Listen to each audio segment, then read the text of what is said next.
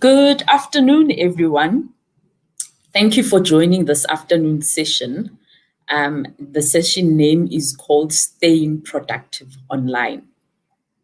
This is going to be an awesome session. But before we actually start the session, I would like to introduce my teammate, Ukwin Sifala. Who is the moderator. We are from SchoolNet South Africa. And today we will be presenting under the Google Digital Skills for Africa. Thanks once again for joining the program. It is always just a pleasure to see people join us for the lovely training sessions that we have. As we had mentioned earlier, today's training session is called Staying Productive Online. Let's look at what's on today's agenda. So, today's agenda, we will be looking at setting up your remote office. Then secondly, we'll move to build a productive work environment or building a productive work environment. And lastly, we'll look at managing and maintaining your well-being.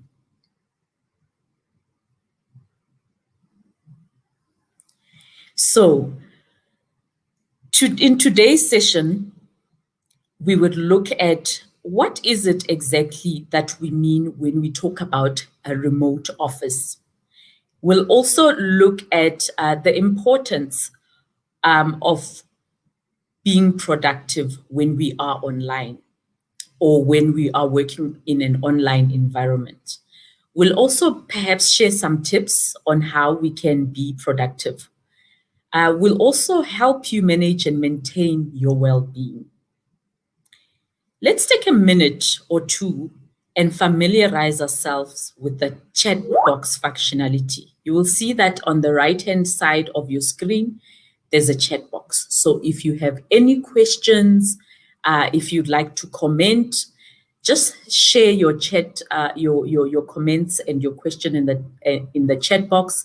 And between myself and our moderator, Quinn, will be responding to those questions.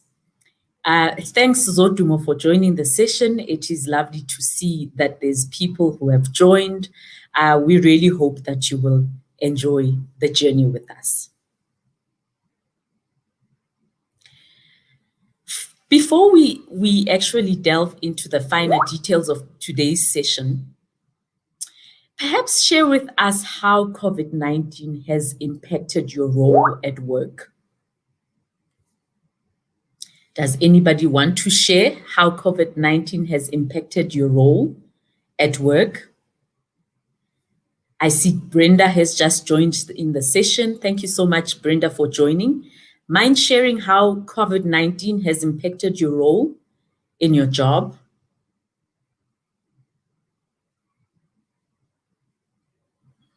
Well, I know that COVID has impacted me because I had to adjust from working in a face-to-face environment where we conduct our training sessions with the participants there in flesh.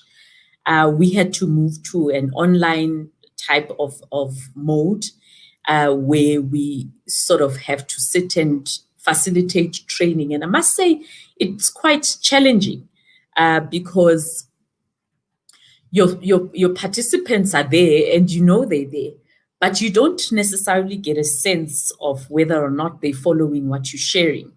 And we've sort of had to build in some strategies of how to get a sense of how if the participants are with you during the training session. I also know that, working from home can be a bit of a challenge, especially where you've got little children at home, and where you're trying to have meetings and there's a lot of background noise. So trying to adjust and make sure that you are still productive and are producing the best quality of work whilst you're at home, and making sure that the children know that there's a clear distinction between work time and home time whilst you're at home. It was quite a challenge for me. I'm not sure if someone else wants to share um, their experiences of how COVID has impacted their role. I see there's a comment from Motepe Sifala, who says, I had to stop going to work, and as a chef, there was no way I can go to work, which was quite a bad situation, I guess, in your instance, Sifala. Sorry to read about that. Upindile says in the chat box, I had to adjust and learn to work from home, managing my own time. So I guess it's been a very turbulent journey for all of us. And there's been great adjustments that we've had to do. And in those adjustments, I think we've had to grow because there's been all sorts of elements that we had to include in our schedules. And I guess being accountable and knowing how to manage your time was key. So what we're going to do now is we are going to talk about setting up your remote office. I guess that's the first step, or that's the basic that you require in order to work from home or to be productive. The first step that you need to do is you set up your remote office. And what does remote working actually mean? So according to my experience and the COVID experience, obviously, remote work means it allows you the opportunity to work from the traditional office environment. And it's based on the concept that work does not necessarily need to be done in a specific place in order for it to be executed successfully. And while you have the ability to work from outside of the corporate space or your normal work environment, for years, it's been the feasible thing to do. However, working remotely is only becoming mainstream now. And I think it's been put into effect by the COVID experience that we all have experienced. So if we think about it, instead of commuting from home into the office each day, you can create a designated desk where you can execute and achieve whatever your goals are. Remote working also allows you the flexibility to design your day. So in most instances, we all wake up early in the morning, get stuck in traffic, and then we don't necessarily think about the amount of time that's wasted traveling from home to the office and being stuck in traffic for all those hours, especially if you're in Joburg. So now you get the opportunity of waking up early, taking a bath, and where perhaps you wouldn't necessarily need to take children to school, you would have the opportunity to do that. And instead of working from 8, perhaps you can start working from 9. And then because you started working from late, you can work till like later on in the evening. However, it still does not affect the time in which you're home because you're basically working from home throughout.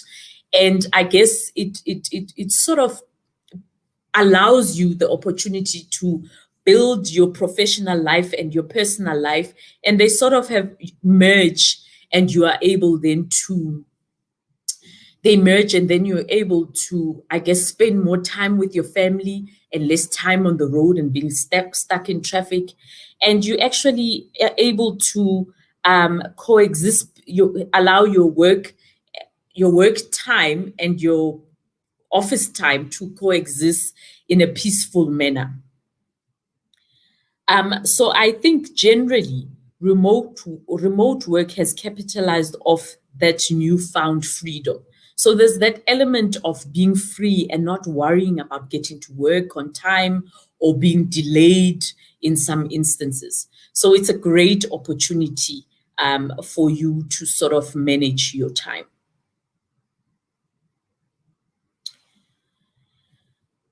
So where can people work remotely? So we can work remotely from home, as indicated on the screen. You can find a nice coffee shop if you know that the children at home are going to be home and they're going to be making a lot of noise. You can find yourself a nice spot at a coffee shop. You can find a co-working space, or you can go to the library where you know that there'll be silence and you'll be able to work effectively. So we now realize that working from home does not necessarily mean that you are confined to the home space. It just means that you decide where you want to work.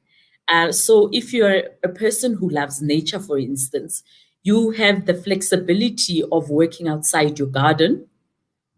And where if you love being around people and seeing people moving, you have the flexibility of being in a coffee shop. So there's various spaces in which you can work in, and you're just not limited by space. So you can fit your office life to where you want it, in essence, and there's no limitation really. And I think you cut out a lot of commute time, like we said earlier, where we would be traveling and being stuck in traffic. You now actually could decide that because this is peak time, I want to sit in this spot and work and still be able to be productive. What is it that you need to work remotely? Now, this is over and above the workspace that we have been talking about. Does anybody want to share? Would anybody like to share what other things are required in order to work remotely? Sorry, Ishmael. Thanks for notifying us about being late. I guess we have not gone through much of the presentation, so you're still well in time. We're now talking about what else, besides the space that you want to work in, what else does one need in order to work remotely? Can we share ideas? Brenda, Pindi, Zorts, are the other things that we can think of that we need to work remotely?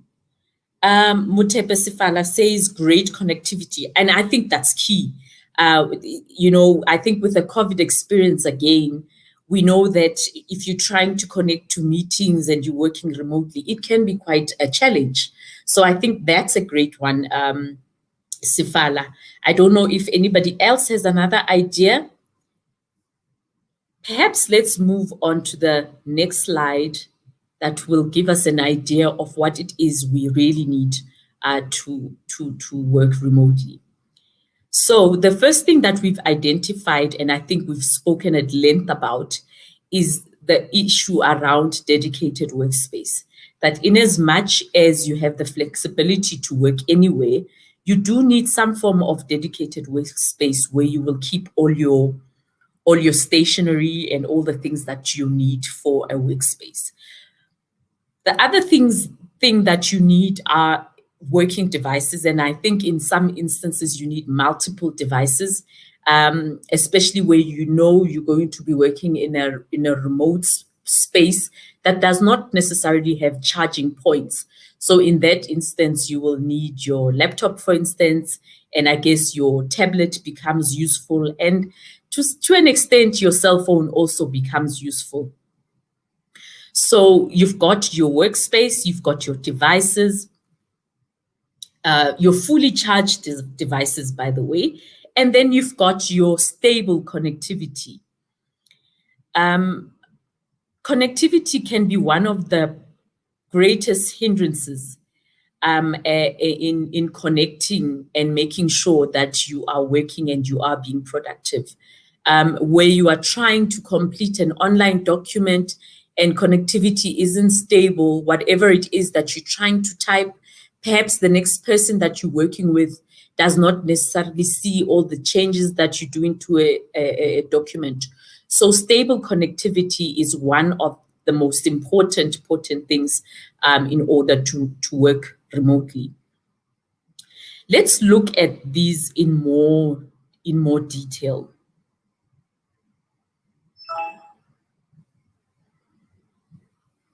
When we're talking about creating our own workspace, we must try to be in a space that will allow us to be productive.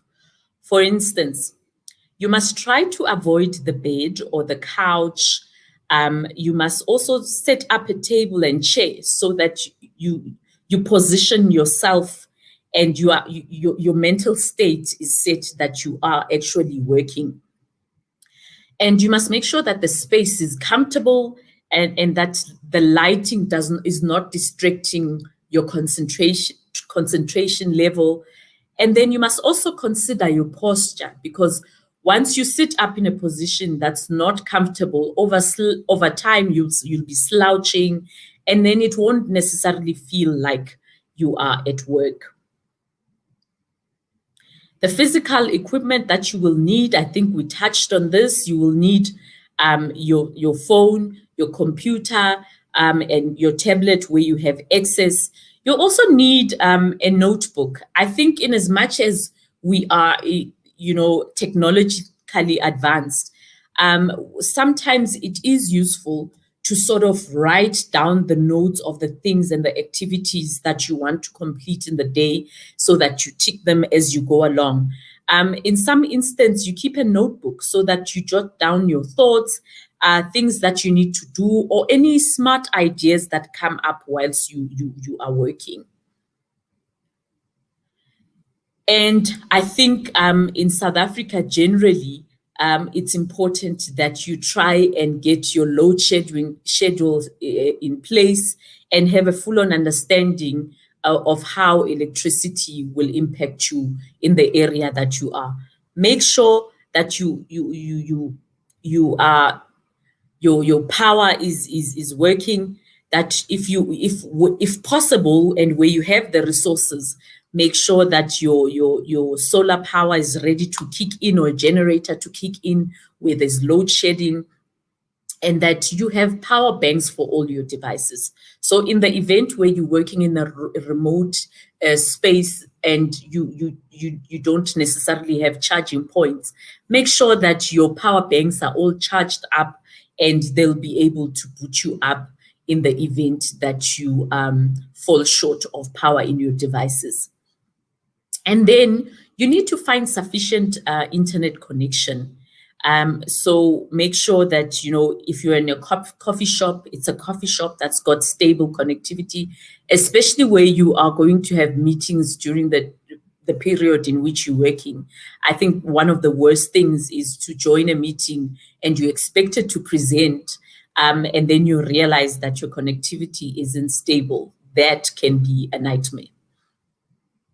And then consider having a substitute. So in the event where you've got connectivity and it's connectivity that you normally rely on, it does help to have some form of backup. So another different service provider in terms of connecting to data, because we know that sometimes you decide to go with this provider, but because of the area that you find yourself in, that provider does not necessarily have strong connectivity. So you find a different spot, or you get a different provider network SIM card, so that you interchange. Where connectivity becomes a problem with one provider, you swap onto the next one. And then you use a router that's stable, and make sure that you always plugged in, and your Wi-Fi, you test your Wi-Fi. From the minute you position yourself and you decide that that's your station for working in the day. And then you just make sure that you run tests are in the area that you'll be working in. So, what are some of the challenges of working from home? Does someone want to share perhaps some of the challenges that they've experienced whilst they were working from home or working remotely?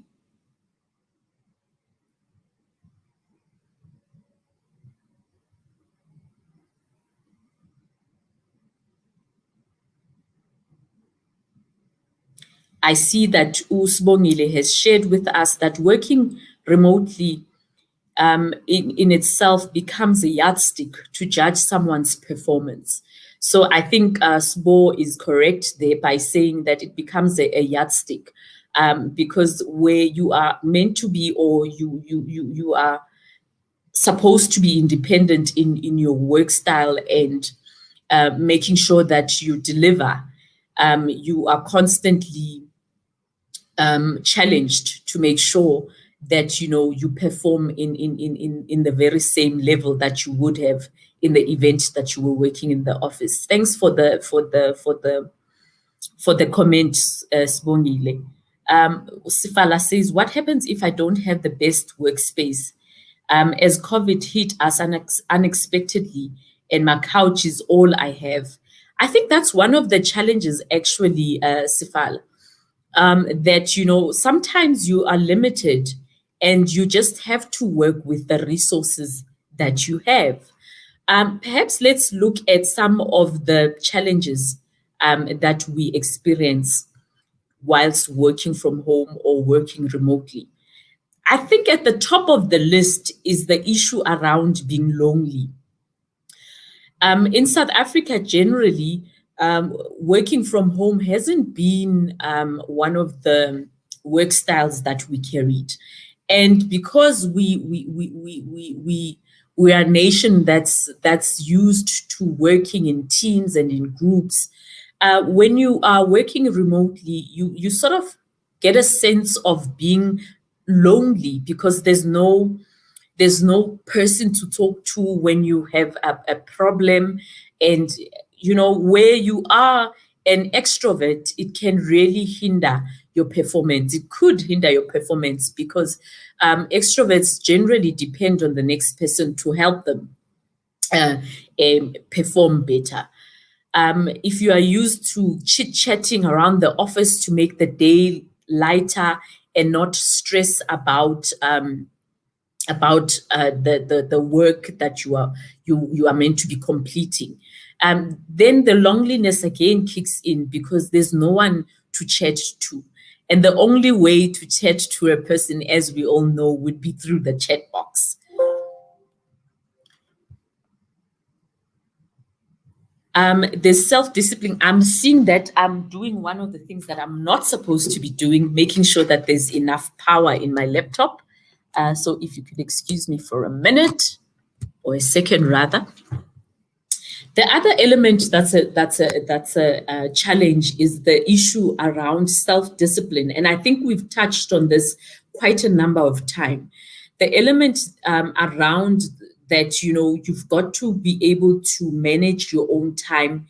You've got to be disciplined and not be tempted to, for instance, go out shopping whereas you are supposed to be working. So there's a lot of there's great elements around being self-disciplined and self-controlled when you're working from home. You've also got to convince yourself that that it's okay to work and be distracted by a video here and there. But you can't be sitting all day, every day, watching YouTube videos or being tempted to do all sorts of other things, shopping online, whilst you're working on remotely. It's important that you become self-disciplined and focus on the work that you're supposed to be delivering. Because I guess at the end of the day, it is about delivering the work that you're meant to be delivering. The other element is no employee benefits. You won't have things around, there's working in teams, there's always benefits of helping each other achieve certain goals. I know that in South Africa, there's been a challenge around weight loss. So instead of taking the lift, you climb the stairs, and colleagues challenge each other, and then they can benefit from that. So when you are home, it's you all alone, and if there's a challenge, you do it alone. And I guess there's no challenge when you are alone. And sometimes I think it is hard to switch off, you know, between work time and leisure time or home time. I think there's a fine line. When you are working remotely, you could find yourself just overworking because, you know, there's this work that's just never ending. And you're sitting there and you just working from morning to evening, and you take away some quality time from your family. Because I guess the assumption is your family is always there with you. And because they're there, you're assuming that you're spending time with them. Whereas in reality, you know, even though you're there physically, it does not necessarily mean that you're spending quality time with them. And I think lastly, there's the element around FOMO. You have a fear of missing out. You want to know what's happening with other people. You want to know about the exciting things that could have been happening during a particular time. So sometimes when you're working remotely, you get back to an office space and people are talking about various things that they've been up to, and you sort of feel left out because those are things that happened when you are not there. And the conversations that happen when you are eventually in a space where you are working face to face is that you are left out in the conversations that are happening. But although these are all the challenges that seem large initially, when you get used to it, you are able to master working remotely and overcome these challenges.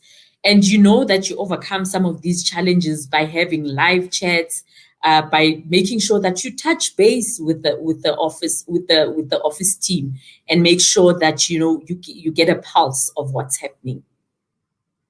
So in essence, the benefits of working from home far outweigh the cons. Now let's look at what are the benefits of remote working.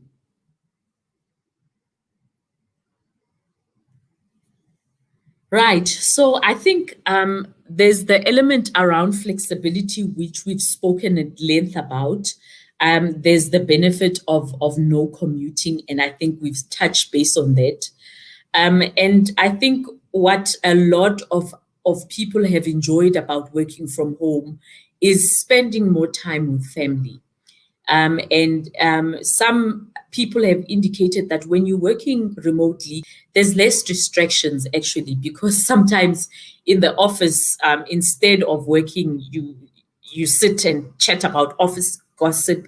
The next thing you know, an hour or two has gone, and you haven't completed much work. And there's just generally high morale where you are concentrating and you try to focus on the work and you try to alleviate the amount of stress that you would have experienced normally in a high pressure work environment. Let's now look at the benefits brought to the wider business. So over and above just what we experience. So businesses, by having people working remotely, they reduce the overheads of running an organization or a business. Because people are working remotely, there isn't a bill that speaks to one telephone line, or there isn't a bill for renting. There isn't a bill for paying electricity and water that's running in an organization. In essence, everybody takes care of those bills personally. And I think business has generally have noted a greater level of productivity and a highly engaged workforce. So where an organization has got highly disciplined employees, then they're able to benefit and see all those benefits by people or the employees working and being highly productive and engaged. You have access to a wider pool of talent, and I think, because you are working remotely, you are more likely to hire more consultants instead of just the basic staff that you all depend on each other. There is a wider pool of talent that you have access. And if you think about it, where people are working remotely, a partner could be at home with their partner, and where one has a challenge with a particular task, they have the entire family in which they can discuss the task at hand and sort of share different ideas about that particular challenge. So there's a great wealth of talent that you benefiting from over and above the people who are actually employed. So I think I'm going to pause now and find out if there are any questions before we move on to the next set of slides. Does anybody have questions that are relating to the bit of work that we've spoken about, or the items that we've spoken about? I see my chat box is going crazy with all the comments. I'll just read a few of them. Upindile Mavunda says, basically balancing work from home activities and chores. I guess that's one of the challenges that we spoke about earlier. And then Ishmael Silo says the challenges are like the likes of poor connectivity and lack of equipment. There's Charlie who says challenges are these guys who make gates, and the equipment make noise. So I guess when there's a lot of background noise when you're trying to concentrate and work, that becomes a bit of a challenge. And then there's the benefits that Sifala has indicated is that there's a lot of flexibility. Usbongile Jonas talks about the challenges of few international and thoughtful gestures when you're working from home. Yeah, so that feeding from each other, especially when you're an extrovert, then becomes a bit of a challenge.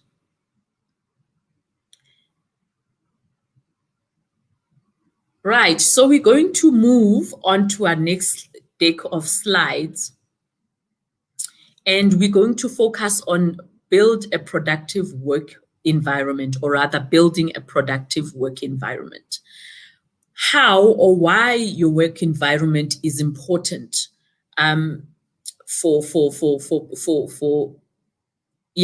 why our work environment is important. So the quality of work environment is vital for productivity.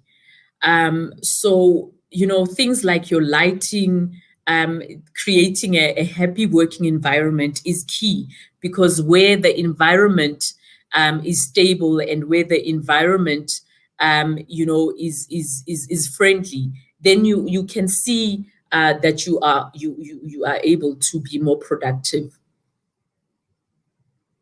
And I think what's lovely about working remotely is that you have the flexibility of creating the kind of environment that works for you as an individual. And I think what in what happens in the ordinary workspace is that the work environment is standard, and you have limited flexibility in creating a work environment that's pleasing to you as an individual.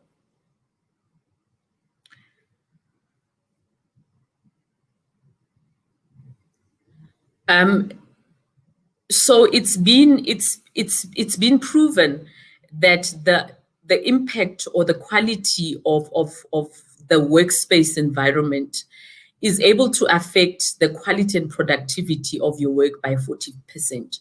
So really, in all honesty, the type of environment that you create for yourself is key.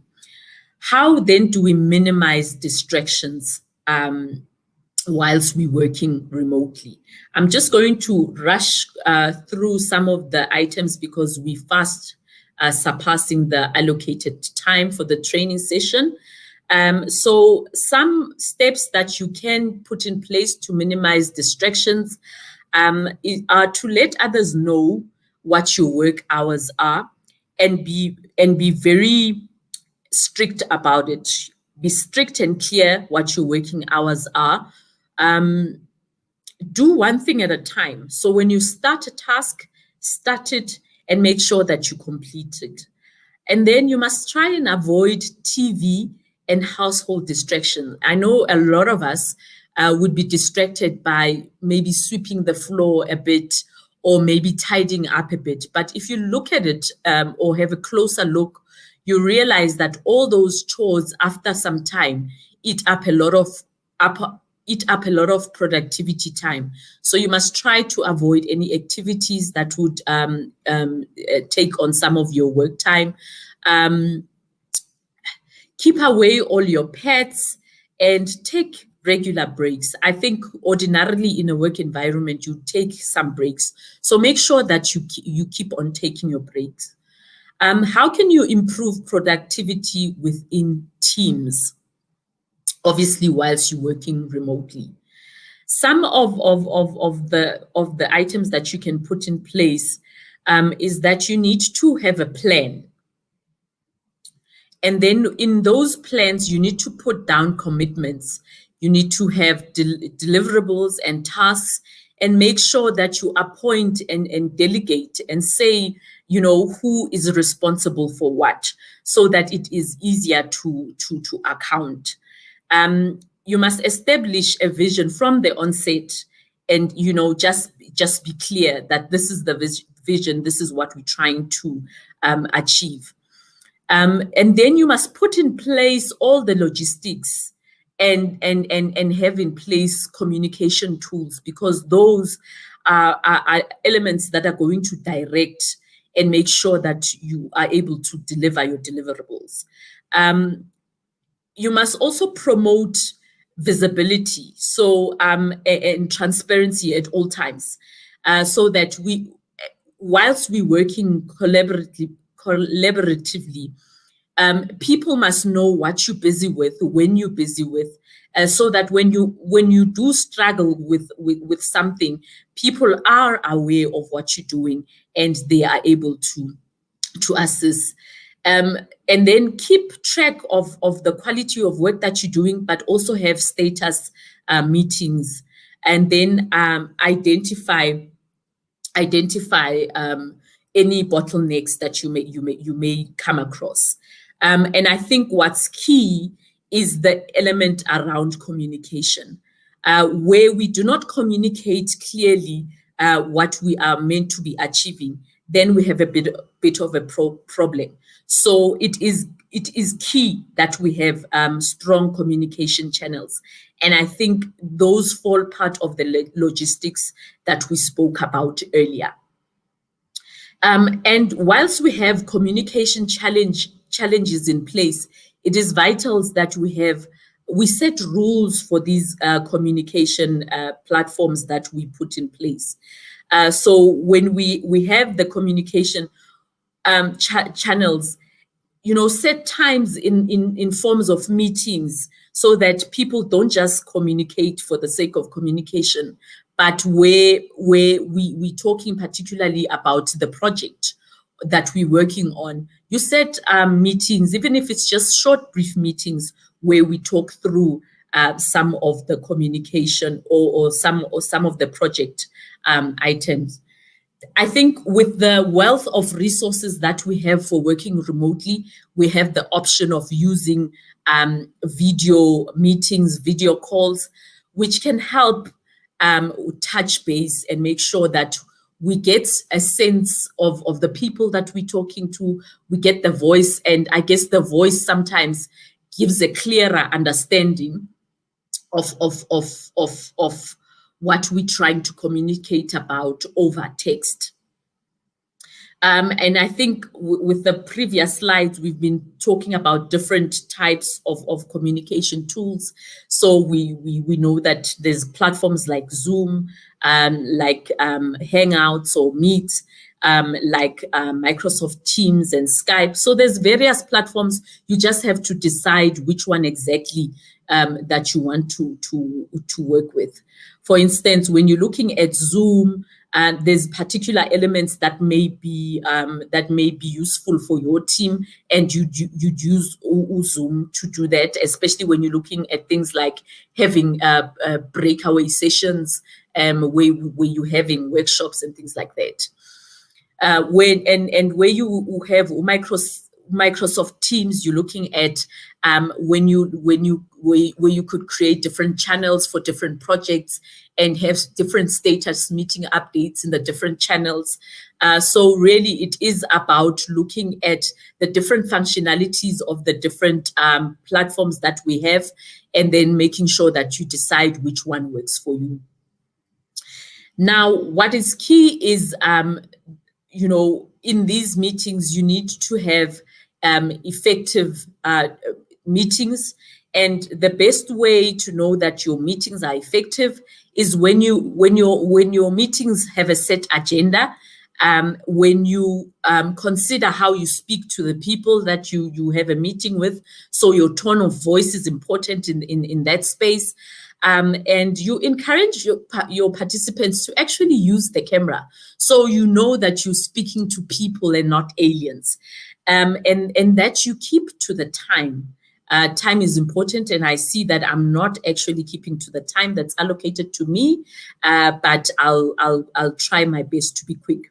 The other element is around video conferencing etiquette. I think because you are still working, you need to consider things around dressing appropriately, because in the event that you are requested to show your face, you need to be in a presentable space. You need to look presentable yourself. And you need to have proper lighting so that people see that you're in a lively space. Consider your background. And I think a lot of our applications currently have lovely background options to blur your background. And then you must consider your audio so that you are audible and that there's no background noise.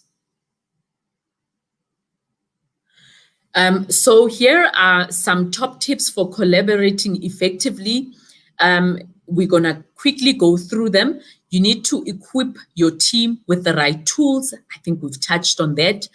Make project management easier by having the tools for managing projects. Make document sharing a breeze. So it shouldn't be about sharing loads of documents and we don't know which document is what and where it sits. Encourage collaboration between the different departments that you are working in. And then you prioritize the company culture. I think most companies have a culture that they go by.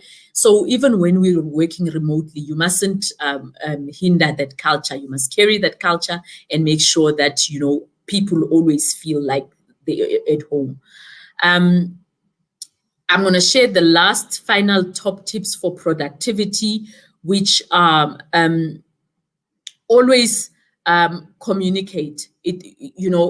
One can't overemphasize the element around communicating effectively and being disciplined in all your communication platforms.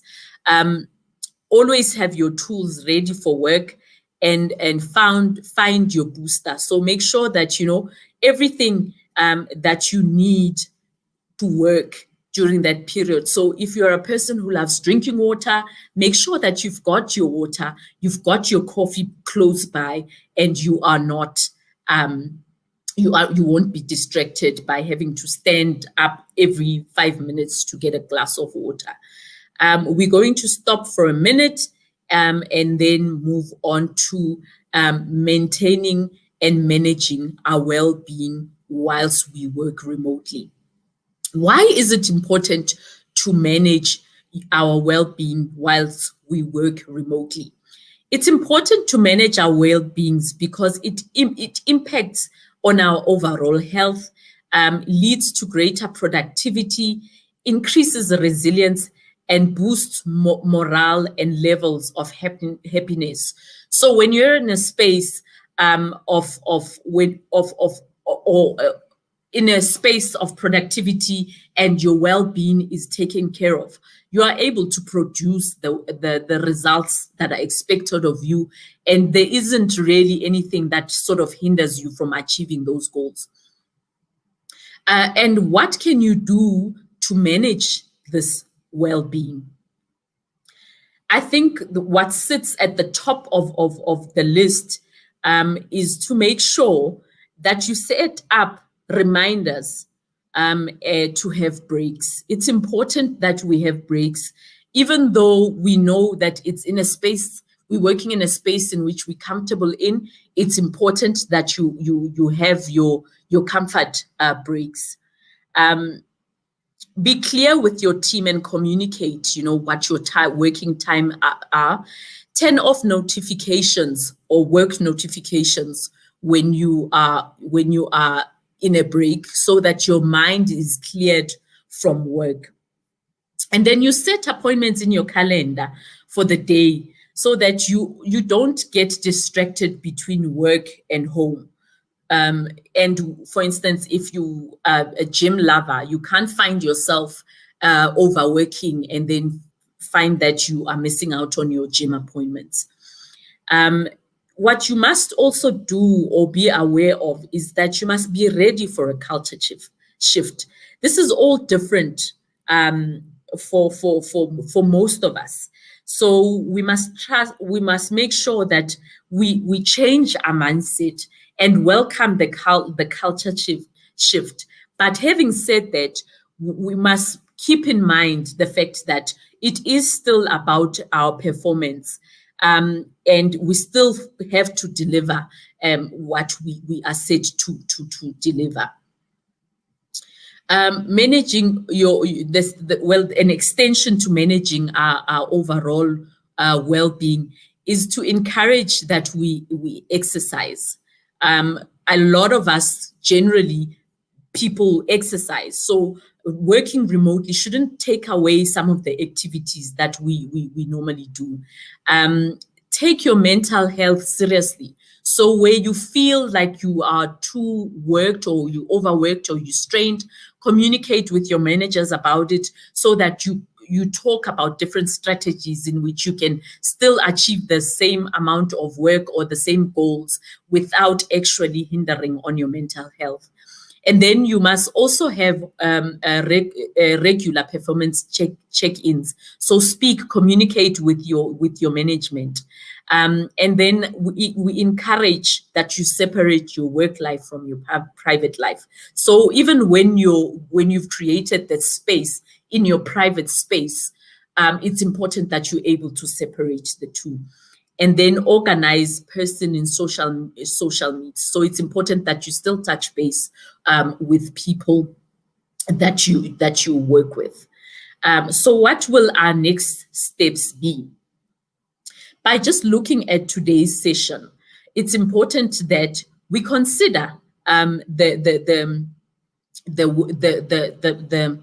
steps that we've gone through, and that you make sure that you follow some of the guidelines that we've shared,